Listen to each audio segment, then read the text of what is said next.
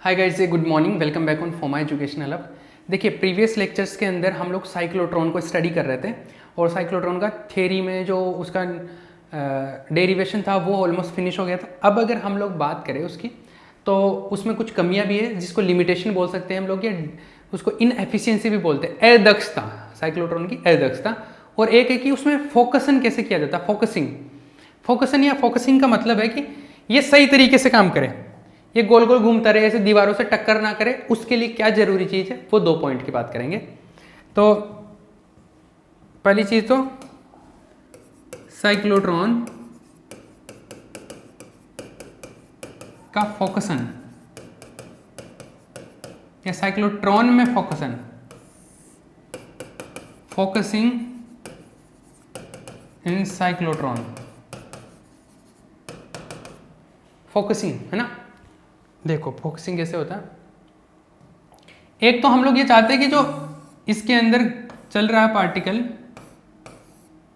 Particle चल रहा है तो वो सही तरीके से चले। उसके लिए एक तो Q जो है, सॉरी वेलोसिटी है, वो मैग्नेटिक फील्ड के परपेंडिकुलर होना चाहिए।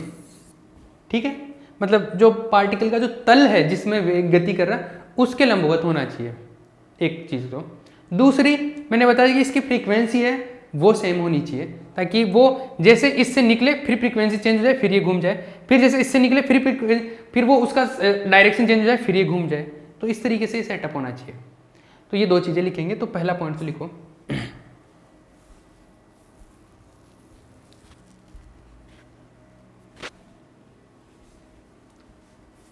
साइक्लोट्रॉन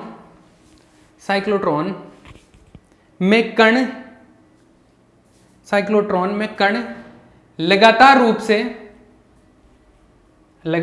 से सर्पिलाकार पथ में, सर्पिलाकार का मतलब हो गया कि ये साइकिल, मतलब जैसे जैसे बढ़ भी रहा है उसको, सर्पिलाकार पथ में साइक्लोट्रॉन में कण लगातार सर्पिलाकार पथ में गति करता रहे,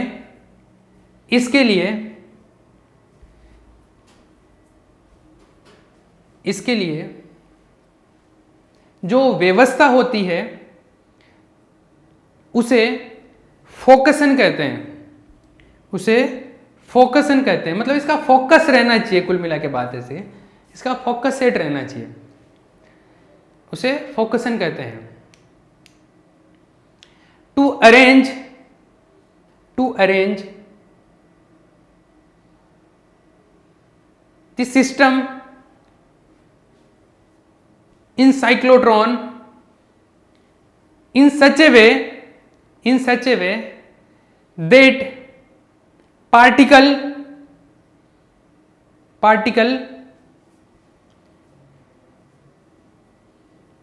continuously can move in spiral path without colliding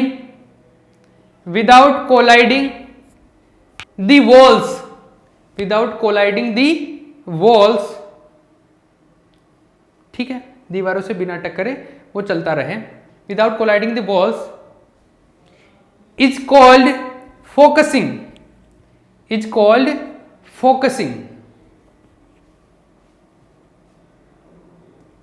These are the following points. These are the following requirements to focus in cyclotron. तो 2 पॉइंट है इसमें।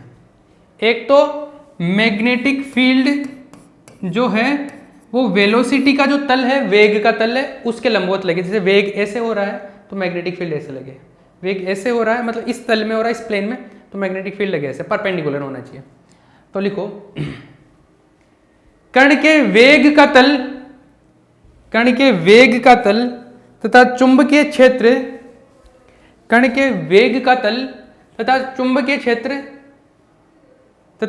क्षेत्र लंबवत होने चाहिए। कण के वेग का तल तथा चुंबकीय क्षेत्र लंबवत होना चाहिए। कण के वेग का तल तथा चुंबकीय क्षेत्र लंबवत होने चाहिए। इंग्लिश में लिखो, the plane of the velocity, the plane of the velocity of the particle, the plane of the velocity of the particle, the plane of the velocity of the particle, the plane of the velocity of the particle and magnetic field, and magnetic field should be perpendicular, should be perpendicular. ये छाप लेना एक दूसरा point. दूसरा यही कि बाहर से जो वोल्टेज लगा रहे उसका फ्रीक्वेंसी और पार्टिकल का फ्रीक्वेंसी सेम होना चाहिए। तो दूसरा पॉइंट लिखो, बाह्य विद्युत क्षेत्र, बाह्य विद्युत क्षेत्र तथा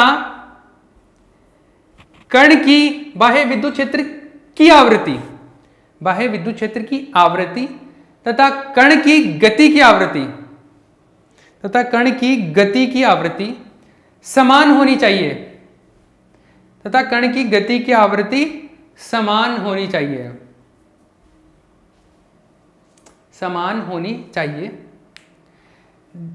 The frequency of the external electric field, the frequency of the external electric field and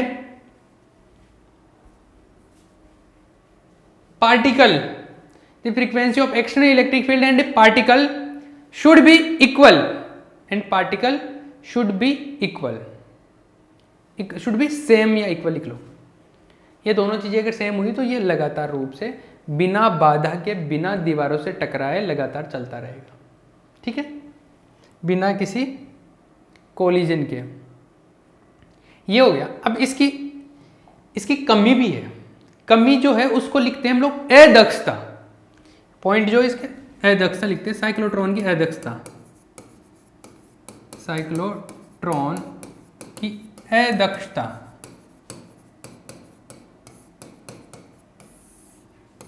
inefficiency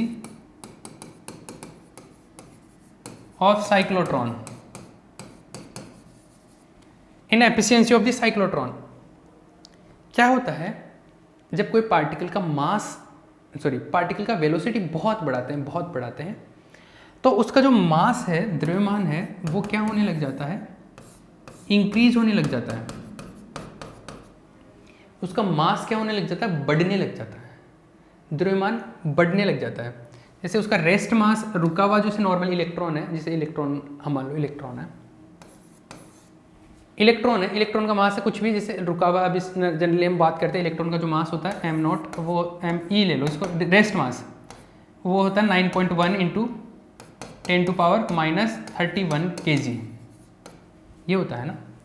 electron का रेस्ट मास बोलते हैं इसको, विराम द्रव्यमान, ये है me। तो me या m0 वो विराम द्रव्यमान है, रेस्ट मास है। लेकिन जब वो गति करेगा तो उसका जो मास है वो ऐसे आएगा, इस फॉर्मूले से, और इस फॉर्मूले के हिसाब से ये नीचे वाली जो क्वांटिटी वो 1 से कम होगी, तो ये वैल्यू काफ़ी ज़्यादा आएगी। मतलब मास बढ़ने लग जाता है। जब वेलोसिटी बढ़ता है तो मास बढ़ता है, वेलोसिटी बढ़ेगा तो मास क्या होगा, इंक्रीज होगा। और उसका द्रव्यमान अगर इंक्रीज होता है तो द्रव्यमान इंक्रीज होता है, अगर मास इंक्रीज होता है तो क्या होगा, अगर मास इंक्रीज हो गया तो उसका वेलोसिटी देखना क्या होता है, qRb/m। एक सेकेंड, वेलोसिटी क्या होता है, qRb/m। तो m ये आ गया तो qRb/m का वैल्यू आ गया m0√1 - v²/c²। उसका अगर वेलोसिटी इंक्रीज करोगे तो वहां से इसकी वजह से मास क्या हो जाएगा, मास बढ़ने लग जाएगा, मास बढ़ेगा। और मास अगर बढ़ेगा तो जो नीचे वाला टर्म बढ़ेगा तो एक तरीके से वेलोसिटी को वापस क्या होगा, कम कर देगा। वेलोसिटी कम करेगा मतलब फाइनल एनर्जी जो होगी उसकी कम एक्सेलरेट होगा, वो कम त्वरित होगा, तो वो चीज़ों को डिस्टर्ब कर देता है, इस पूरे सिस्टम को डिस्टर्ब कर देता है। ये जो मास वाला इफेक्ट होता है ये हल्के कणों पर ज़्यादा देखने को मिलता है। जिनका मास बहुत कम होता है उन पार्टिकल्स पे उनका मास ज़्यादा चेंज होता है, उन पे ज़्यादा इफेक्टिव होता है ये। तो इसलिए हल्के कण जैसे इलेक्ट्रॉन है, उन पार्टिकल्स को इस मेथड से साइक्लोट्रॉन की हेल्प से एक्सेलरेट करना आसान नहीं होता है, बहुत ज़्यादा वेलोसिटी नहीं दे सकते उसको। क्योंकि बहुत ज़्यादा वेलोसिटी देंगे तो ये मास क्या हो जाएगा, इंक्रीज हो जाएगा, और मास इंक्रीज हो जाएगा तो वापस से वेलोसिटी क्या हो जाएगा, डिक्रीज हो जाएगा। तो मतलब वेलोसिटी ज़्यादा दे ही नहीं पाते, एनर्जी ज़्यादा दे ही नहीं सकते इलेक्ट्रॉन को, क्योंकि इलेक्ट्रॉन का मास इसकी हेल्प से चेंज हो जाता है। ठीक है, इसको बोलते हैं इनएफिशिएंसी। तो ये कमी है एक तरीके से, अदक्षता है। अगर सीमाएं पूछ लेना इसकी, सीमाएं, उसमें भी यही लिखना है, सीमाएं मतलब लिमिटेशन या ड्रॉबैक्स, कमियां या सीमाएं, ये भी बोल सकता है एग्जाम में, कमियां, ड्रॉबैक। ठीक है, तो लिखो इसके अंदर ये लाइन लिख लो पहले, फिर ये छापना। क्वांटम यांत्रिकी के अनुसार, या क्वांटम यांत्रिकी नहीं, हाँ क्वांटम यांत्रिकी ठीक है, क्वांटम यांत्रिकी के अनुसार आपेक्षिकता में देखते हैं, वैसे तो ये रिलेटिविटी में पढ़ते हैं हम लोग ये, पर क्वांटम यांत्रिकी में देख लो आप इसको। क्वांटम यांत्रिकी के अनुसार, क्वांटम में पढ़ा था हमने ये, क्वांटम यांत्रिकी के अनुसार जब कण गति करते हैं तो वेग में वृद्धि होने से, जब कण गति करते हैं तो वेग में बहुत अधिक वृद्धि होने से उसके मास में, कण के वेग में बहुत अधिक वृद्धि होने से उसके द्रव्यमान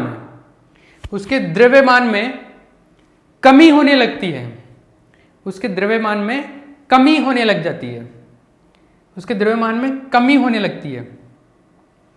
द्रव्यमान में कमी के कारण वेग में पुनः कमी होती है। द्रव्यमान में वृद्धि के कारण, सॉरी, द्रव्यमान में वृद्धि होती है, मैंने ऐसे लिखवाना था, कमी लिखवा दिया कि मैंने, उसको ठीक कर लेना। वेग में वृद्धि होने से द्रव्यमान में वृद्धि होती है, द्रव्यमान में वृद्धि होती है, जिसके कारण उसके वेग में पुनः कमी होती है, जिसके कारण उसके वेग में पुनः कमी होती है। द्रव्यमान पर यह प्रभाव हल्के कणों पर, द्रव्यमान पर यह प्रभाव हल्के कणों पर आसानी से देखने को मिलता है, अतः हल्के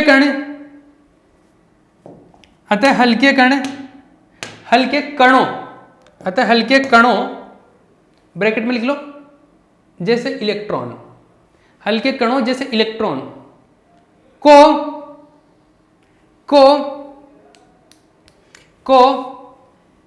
साइक्लोट्रॉन की सहायता से बहुत अधिक वेग नहीं दिया जा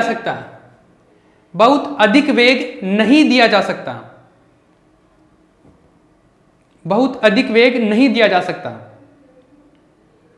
ठीक है। इसके बाद में ये छाप लेना, ये जो लिखा हुआ ना, ये सब छाप लो। ये वेलोसिटी इंक्रीज होगा, मास इंक्रीज होगा, उससे वेलोसिटी वापस से डिक्रीज हो जाएगा। ठीक है, ये छाप लेना, इंग्लिश में लिख लो। According to quantum mechanics when velocity increases, mass of the particle also increases. When velocity increases, mass of the particle also increases. Consequently, velocity again decreases.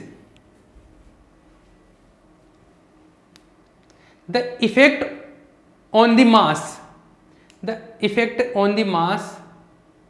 of velocity is generally applicable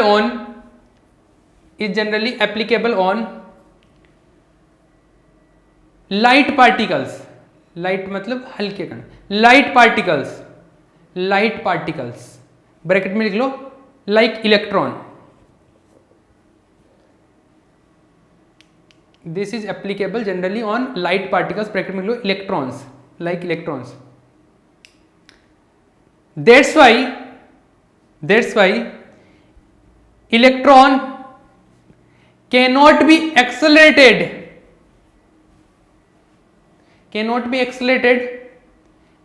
with high velocity by the help of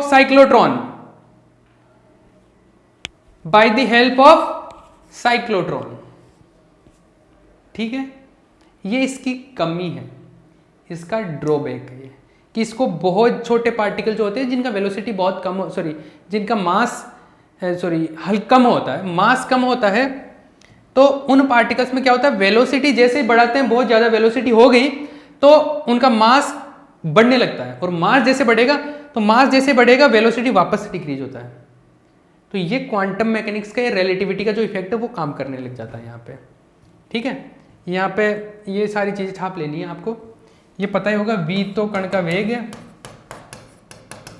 velocity of particle,